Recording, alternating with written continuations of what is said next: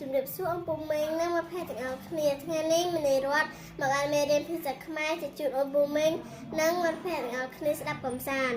រឿងក្តានក្អែកនិងចចក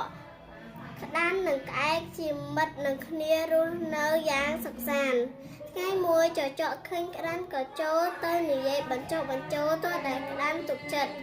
សត្វទាំងពីរសុំធ្វើជាមិត្តក្អែកដឹងពីល្បិចចចកក៏ប្រាប់ក្តានឲ្យឈប់តាក់ទងតែត្រូវក្តានបដិសេធល្ងាចមួយចចកឃើញអន្ទាក់ព្រានក៏បបួលក្តានទៅរកស៊ីទីនោះដើម្បីឲ្យក្តានជាប់អន្ទាក់ក្តានជឿតាមចចកក៏ផ្លាត់ទៅជាប់អន្ទាក់ព្រាន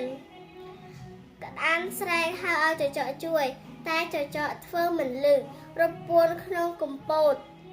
ព្រៃចាំមើលក្តានរើបំរាស់អស់កម្លាំងវានឹងស៊ីក្អែកពុំឃើញក្តានខំហើររកក៏ប្រទះឃើញក្តានចាប់អន្ទាក់ក្អែកប្រាប់ក្តាន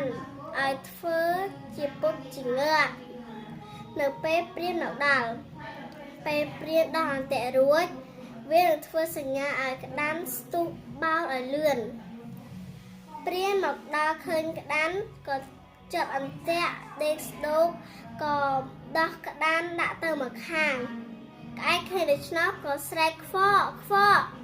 ក្តានស្ទុះបោលចូលទៅក្នុងព្រៃព្រានក៏ស្ទុះទៅយកលំពែងពួយសម្ដៅក្តានតែជួនជាកន្លែងចាំកន្លែងចចកសំងំនៅលំពែងនោះធ្លាក់ត្រូវចចកមរណានាពេលនោះទៅជំរាបលាអំពុកមេទាំងអស់គ្នាបាយបាយ